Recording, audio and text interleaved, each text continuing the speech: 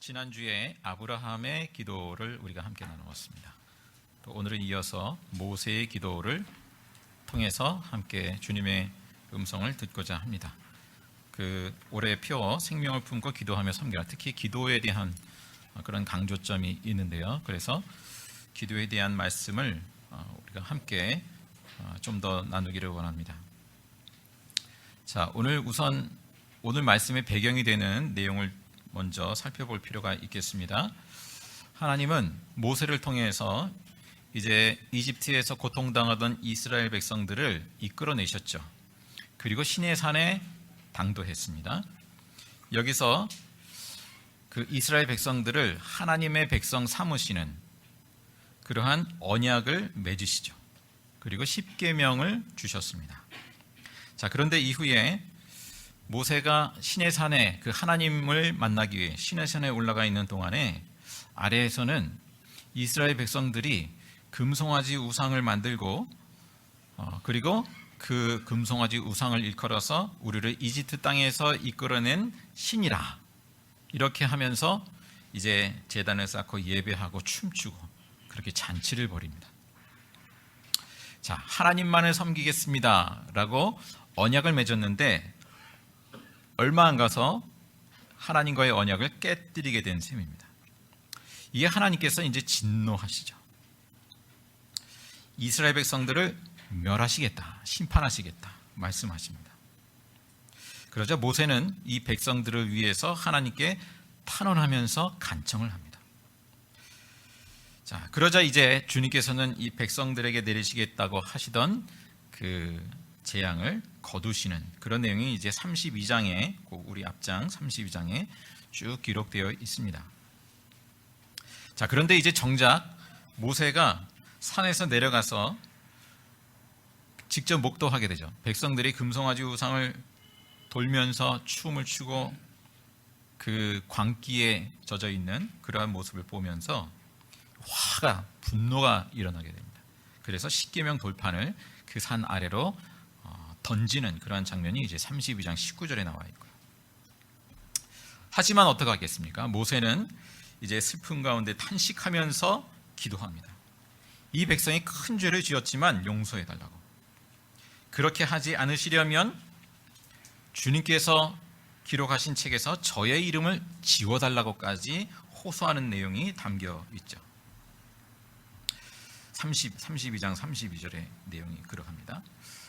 자, 그러나 하나님은 여전히 이와 같은 말씀을 하십니다. 33장 초반부에 보면 이런 내용이에요.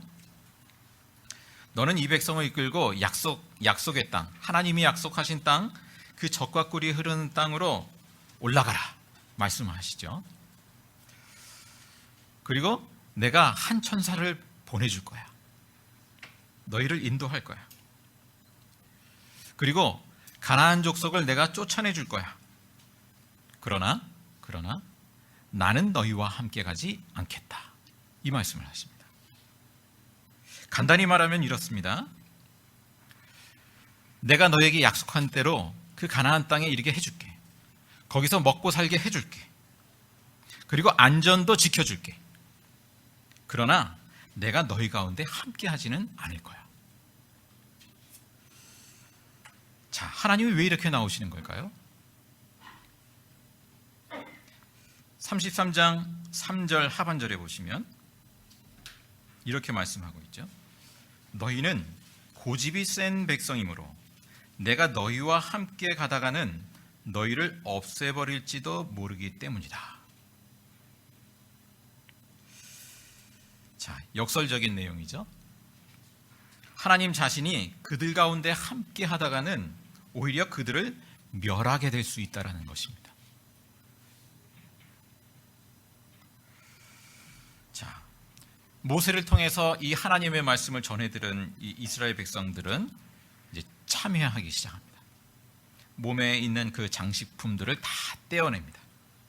여기서 장식품이란 것은 그 우상 숭배적인 요소가 있는 그 이집트에서 그 사용했던 우상 숭배적인 요소가 있는 장식품들이죠. 그러한 것들을 다 제거합니다. 자, 이스라엘 백성들은 지금 젖과 꿀이 흐르는 땅, 약속의 땅으로 향해 가고 있어요. 그런데 단지 젖과 꿀이 흐르는 땅에 만족하는 것이 아니라 하나님이 우리와 함께 하시기를 이제 구하기 시작합니다. 자, 이 참회의 모습을 우리가 보면서 또 뭐 오늘날로 말하면 어떤 것인가요? 예수 믿은 다음에 하나님을 섬기기로 작정한 다음에 우리 삶 가운데 우상숭배적인 그러한 모든 것들을 다 제거하는 것과 같죠. 그 모든 물건들을 요즘도 그러한 분들이 종종 있겠습니다만 부적이라든지 문지방에 걸어놓은 뭡니까? 명패라든지 그 외에 기타 등등 그러한 그림이나 또 무슨 그 점괘를 보는 책이나 등등 이런 것들을 다 제거하는 거예요. 중세 시대에는 그런 일이 있었죠. 그 성상, 그 12제자를 비롯해서 그 성인들의 상을 이렇게 혹은 그림을 그려두면 그건 사실은 이제 믿음에 도움이 되라고 한 것이긴 합니다만, 그런데 이게 점점 성상 숭배에 빠지게 됩니다. 거기에 기도를 하고 신격화하고 기도의 대상으로 삼는 거예요. 그래서 교회 개혁 당시에 예배당 안에 있던 그 성상과 그림들을 다 제거합니다.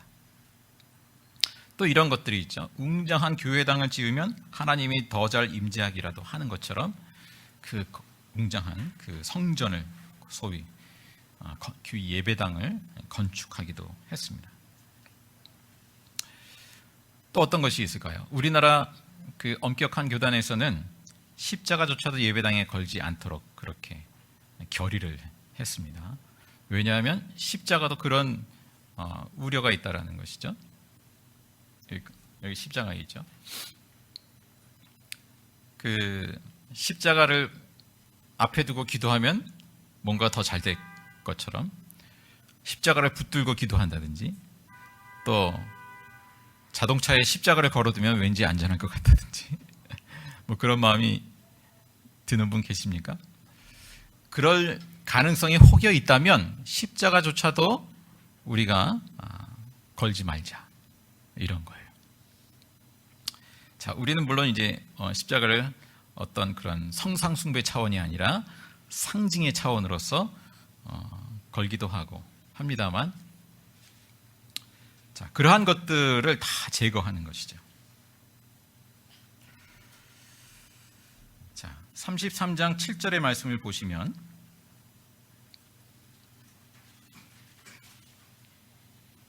하나님과 이스라엘의 그 우상 숭배의 죄악으로 인해서 그 하나님께서 이스라엘 진영 한가운데 계시지 않고 아직은 이스라엘 진영 바깥에서 모세를 만나고 또 회중을 만나시는 장면이 나타나 있습니다. 7절만 읽어보면 이렇습니다. 이스라엘 백성이 진을 칠 때마다 모세는 장막을 거두어 가지고 진 바깥으로 나가 진에서 멀리 떨어진 곳에 그것을 치곤 하였다. 모세는 그 장막을 주님과 만나는 곳이라 하여 회막이라고 하였다. 주님을 찾을 일이 생기면 누구든지 진 밖에 있는 이 회막으로 갔다. 자, 아직은 하나님께서 진영 바깥에 회막을 통하여서 백성들과 일정한 거리를 두고 있는 모습을 암시해 줍니다. 진영 한가운데 있는 것이 아니라 바깥에 있습니다. 자, 모세는 이 회막에서 하나님께 간구하죠. 씨름하죠. 그리고 결국 하나님이 함께 하시겠다는 그 약속을 받아내게 됩니다. 자, 회막은 기도의 장소를 의미합니다. 기도의 장소. 자, 이처럼 모세가 회막에서 기도한 것처럼 예수님도 우리를 그 하나님과 독대하는 그 1대1의 기도의 자리로 인도하십니다. 마태복음 6장 6절의 말씀을 제가 읽어드리면, 너는 기도할 때 골방에 들어가 문을 닫고서 숨어서 계시는 내 아버지께 기도하여라. 그리하면 숨어서 보시는 너희 아버지께서 너에게 갚아주실 것이다. 하나님은 우리로 하여금 하나님 앞에 홀로 서는 그 시간을 원하세요. 분주한 삶 가운데에서 시간과 공간을 따로 떼어서 하나님과 독대하는 그 시간을 원하십니다.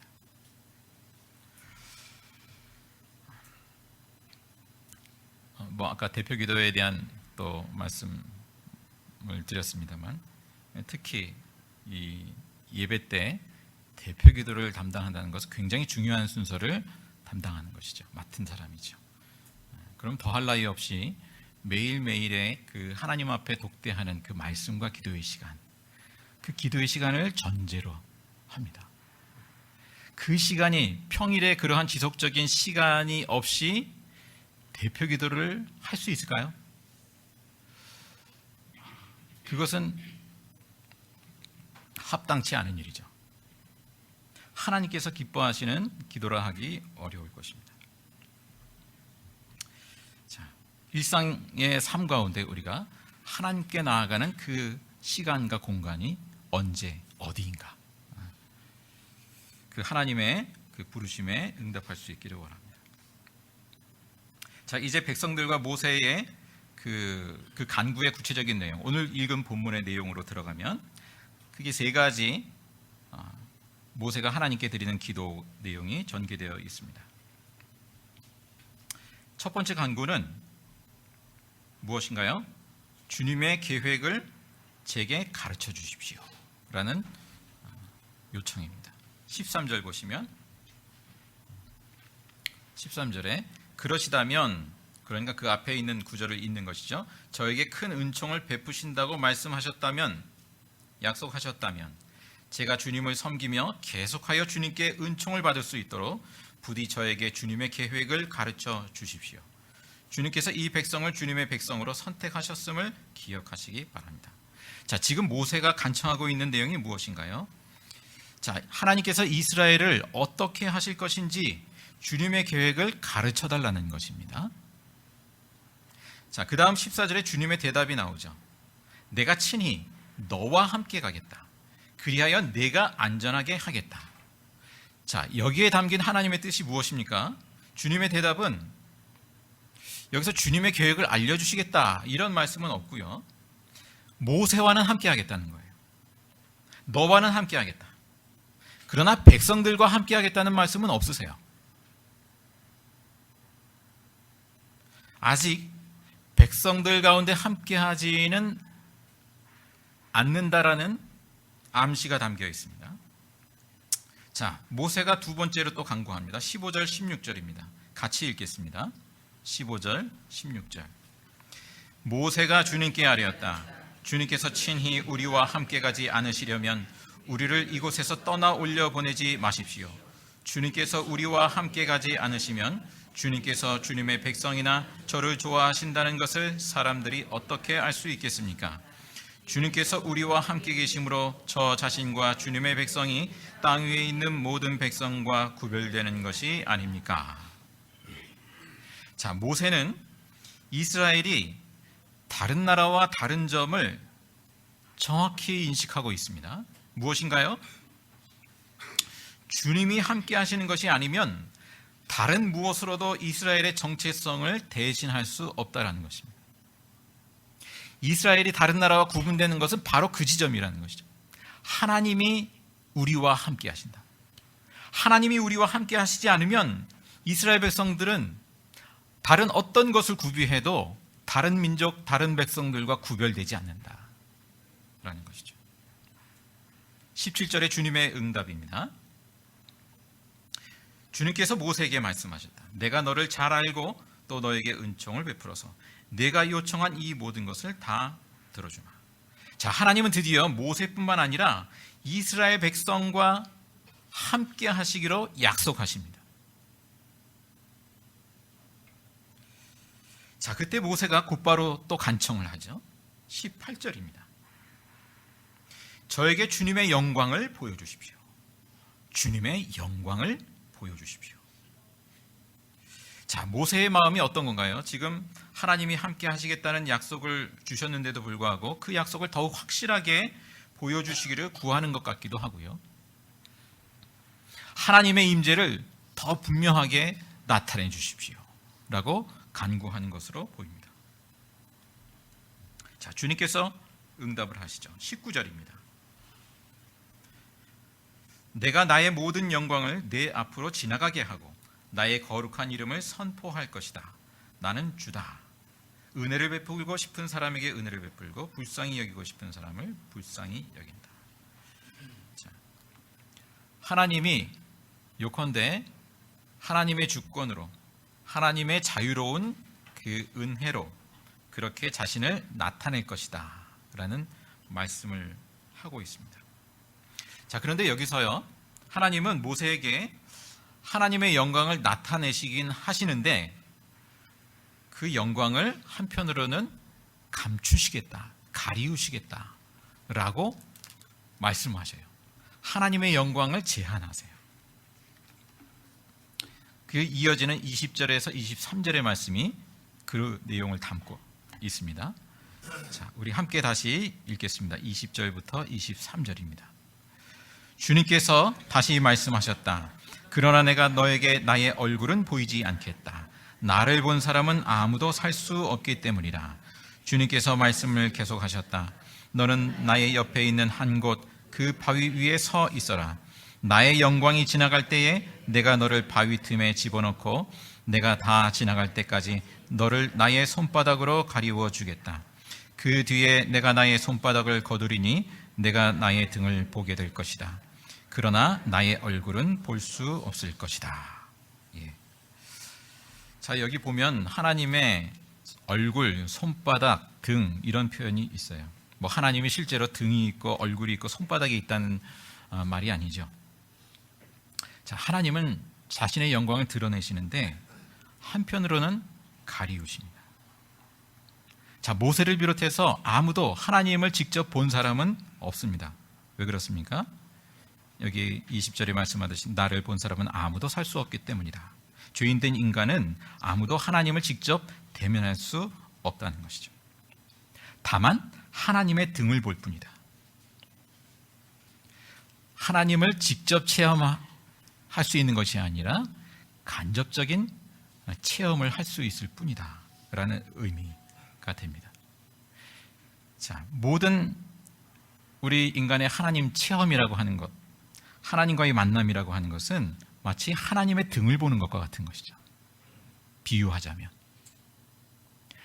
내가 아무리 선명하게 하나님을 체험했다 할지라도 그것은 하나님의 등을 보는 것과 같다.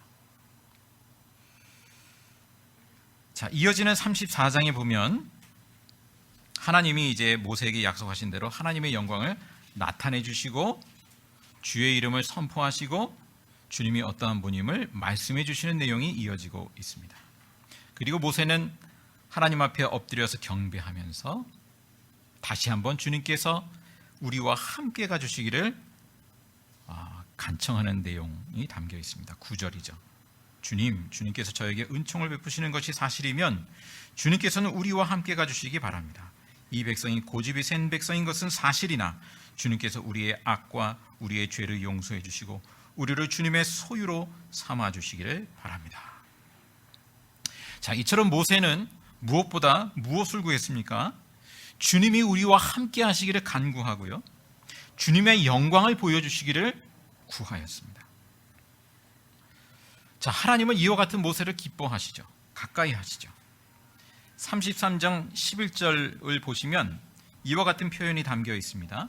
33장 11절에 보시면 주님께서는 마치 사람이 자기 친구에게 말하듯이 모세와 얼굴을 마주하고 말씀하셨다.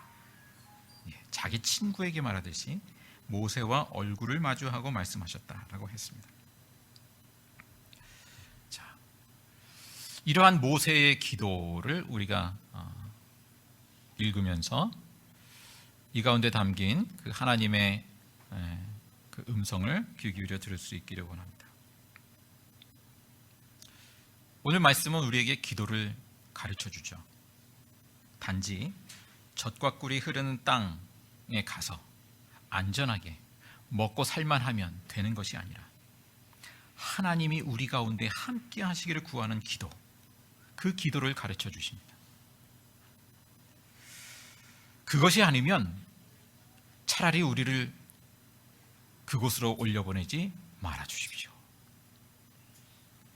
모세는 간구하죠. 나의 영광, 세상의 영광에 비할 수 없는 하나님의 영광을 구하는 기도를 우리에게 가르쳐 주십니다. 하나님의 영광을 내게 보여주세요. 자, 사실 우리는 모세가 간구해서 받은 그 응답보다 더 큰 은혜의 자리에 있습니다. 모세의 그 간구에 대해서 그 하나님이 응답하신 것, 그것보다 우리에게 더 완전한 성취를 보여주십니다. 어떤 점에서 그럴까요?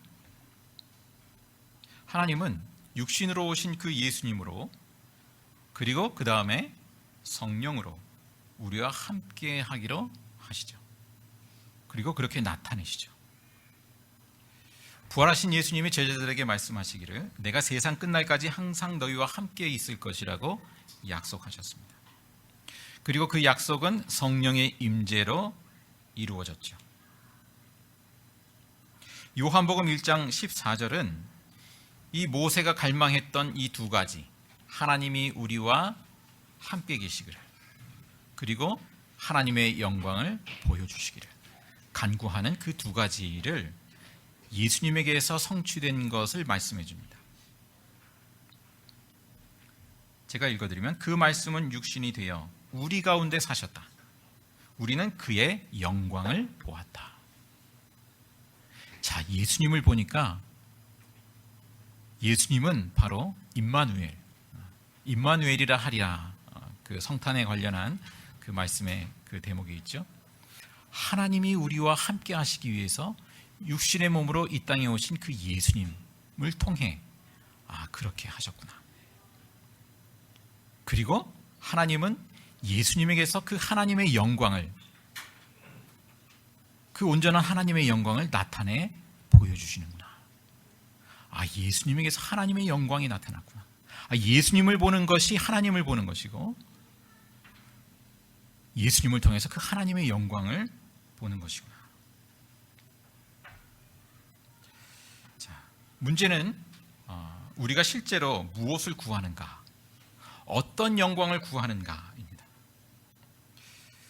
오늘 아침 묵상 말씀에 보면 요한복음 5장 44절인데요. 유대인들이 예수님 자신을 믿지 못하는 이유를 이렇게 말씀하십니다. 제가 읽어드리면 너희는 서로 영광을 주고받으면서 오직 한 분이신 하나님께서 주시는 영광은 구하지 않으니 어떻게 믿을 수 있겠느냐. 하나님께서 주시는 영광을 구하지 않고 다른 영광을 구하기 때문에 예수님을 받아들이지 못한다, 믿지 못한다라는 것입니다. 자, 우리의 내면은 어떠한가요? 우리의 삶의 방향은 어떠한가요? 우리는 무엇을 간절히 구하고 있나요?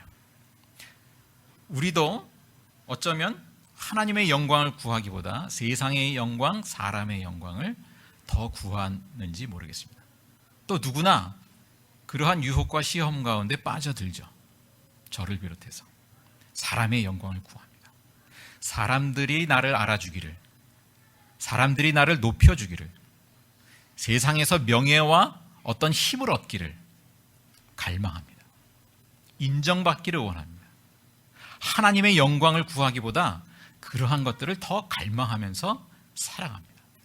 나도 남부럽지 않게 뭔가 이루기를 원합니다. 자, 인간적으로 당연한 마음이죠, 사실. 그런데 그 모든 것을 넘어서서 그 하나님의 영광을 구하는 그 모세의 기도,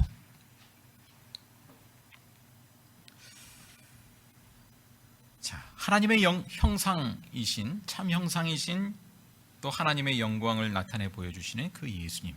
예수님은 우리를 기도의 자리로 인도하십니다. 하나님은 기도를 통해서 우리의 인식과 우리의 능력 너머에 그 하나님 나라에 접속하게 하시죠. 하나님 나라를 보게 하시죠.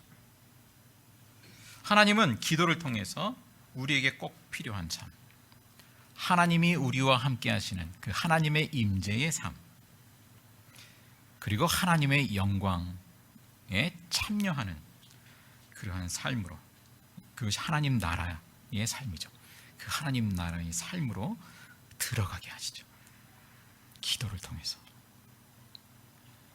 우리가 기도하지 않는다라는 것은 내 머리, 내 능력으로 산다라는 것입니다. 그죠? 내가 기도한다는 것은 내 머리와 능력의 한계를 하나님께 인정하고 고백하면서 하나님의 인도하심을 구하는 것이죠. 자, 우리 한 사람 한 사람, 우리 예제 공동체가 기도의 공동체, 기도의 사람이기를 간절히 원합니다. 모세와 같이 하나님이 우리와 내 삶의 자리 가운데 함께 하시고 인도하시기를,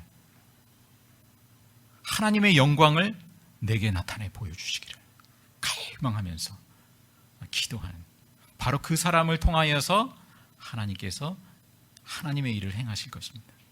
그것이 아니면 우리가 하는 교회 봉사요, 여러 가지 일들, 사람의 일이 되고 마는 것이죠. 기도가 없으면 그것은 그냥 내가 열심히 하는 일이 되고 마는 것이죠. 물론 하나님께서는 우리에게 머리와 재능을 주셨습니다. 기도가 하지 않아도 우리는 그 하나님께서 잠재력으로 주신 것들을 통해서 이 세상 가운데 여러 가지 일들을 할 수는 있습니다. 그러나 그것을 통해서 하나님께서 영광 받으시는 것은 아니죠. 그냥 사람의 나라를 이루어갈 뿐입니다. 자, 기도 가운데 하나님의 일들이 우리 가운데 풍성히 결실하기를 주님의 이름으로 축복합니다. 기도하겠습니다. 사랑의 주 하나님, 모세의 기도를 통해서 우리의 기도를 생각합니다. 또 하나님을 바라봅니다. 주님께서 우리에게 들려주시는 그 음성을 귀 기울여 듣고자 합니다. 매일매일의 삶 가운데 기도의 자리로 먼저 나아가게 하시고 하나님을 대면케 하시고 하나님께서 우리에게 말씀하시는 그 음성을 귀 기울여 듣게 하여 주옵소서. 하나님이 우리와 함께 하시기를 갈망하며 하나님의 영광을 더욱 선명히 바라보기를 원합니다. 주님, 저희들의 눈을 열어주시옵고 우리의 귀를 열어주시옵고 아버지, 하나님께서 인도하시는 대로 함께 하시는 대로 행하게 하여 주옵소서.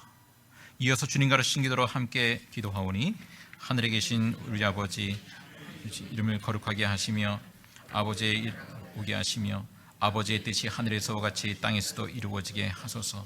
오늘 우리에게 일용할 양식을 주시고 우리가 우리에게 잘못한 사람을 용서하여 준 것 같이 우리 죄를 용서하여 주시고 우리를 시험에 빠지지 않게 하시고 악에서 구하소서. 나라와 권능과 영광이 영원히 아버지의 것입니다. 아멘.